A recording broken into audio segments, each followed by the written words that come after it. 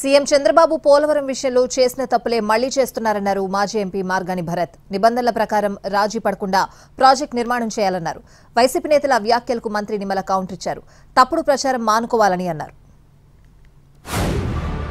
ఎంత పెద్ద తప్పు చేస్తా ఉన్నారనంటే ఏదైనా ప్రాజెక్ట్ తేడా గనుక వచ్చిందనుకోండి మొత్తం ప్రాజెక్ట్ అంతా కూడా ఎత్తుకెళ్ళిపోయే పరిస్థితులు ఉంటాయి.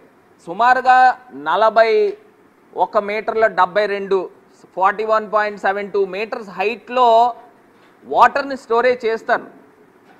194 టీఎంసీ వాటర్ని స్టోరేజ్ చేస్తారు.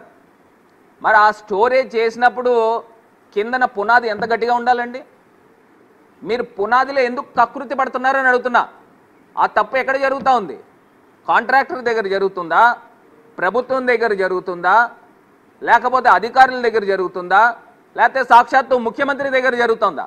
ఎక్కడ జరుగుతూ ఉంది?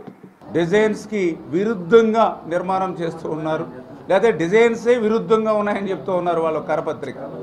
మరి వేళ డిజైన్స్ అనేది ఏదో ముఖ్యమంత్రి గారు లేకపోతే ఇరిగేషన్ శాఖ మంత్రి గానో మేము నిర్ణయించే డిజైన్స్ కాదు.